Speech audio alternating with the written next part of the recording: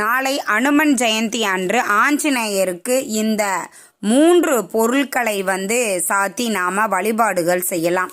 1 வெற்றிலை மாலை, 2வது துளசி மாலை, 3வது வடமாலை சாத்தி வழிபாடுகள் செய்யலாம்.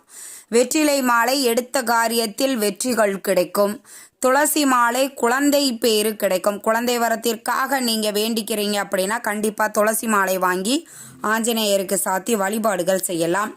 நவகிரகங்கள், அதாவது ராகு, கேது, சனி, இது மாதிரி உங்கள் ஜாதகத்தில் எந்த கிரகங்களினால் ஏற்படக்கூடிய தொல்லைகளாக இருந்தாலும் நவகிரக தோஷங்கள் நீங்குவதற்கு வடமாலை சாற்றி நாம் வழிபாடுகள் செய்ய வேண்டும்.